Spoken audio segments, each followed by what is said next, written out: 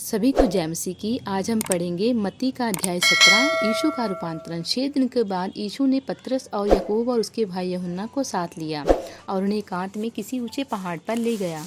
वहाँ उनके सामने उसका रूपांतरण हुआ और उसका मुँह सूर्य के समान चमका और उसका वस्त्र ज्योति के समान उजला हो गया।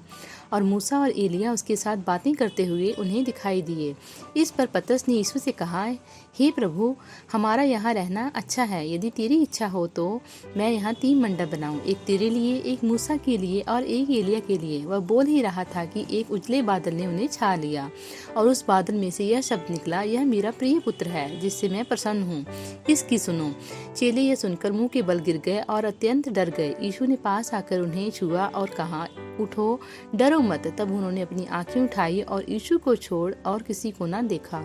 जब वे पहाड़ से उतर रहे थे तब यीशु ने उन्हें यह आज्ञा दी, जब तक मनुष्य का पुत्र मरे हुओं में से ना जी उठे तब तक जो कुछ तुमने देखा है किसी से न कहना।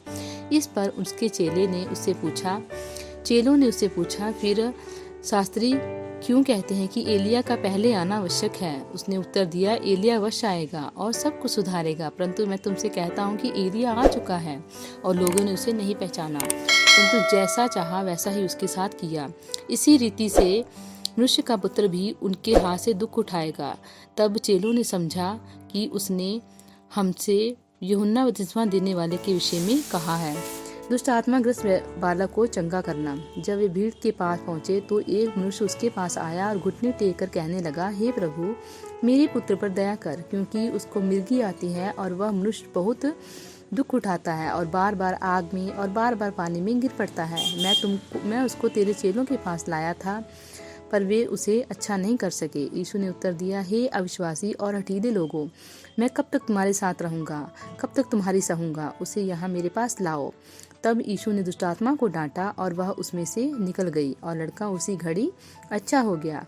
तब चेलों ने एकांत में यीशु के पास आकर कहा, हम उसे क्यों नहीं निकाल सके? उसने उससे कहा, अपने विश्वास की घटी के कारण, क्योंकि मैं तुमसे सच कहता हूँ, यदि तुम्हारा विश्वास राई के दाने के बराबर भी हो तो इस पहाड़ से कह सकोगे, यहाँ से सरक कर वहाँ चला जा, तो वह चला जाएगा और कोई बात तुम्हारे लिए असंभव ना होगी। पर यह जाति बिना उपवास, प्रार्थना, उपवास के नहीं निकलती। अपनी मृत्यु के विषय यीशु की पुनः भविष्यवाणी। जब वे गलील में थे तो यीशु ने उनसे कहा, मनुष्य का पुत्र मनुष्यों के हाथ में पकड़वाया जाएगा, वे उसे मार डालेंगे और वह तीसरे दिन जी उठेगा। इस पर वे बहुत उदास हुए।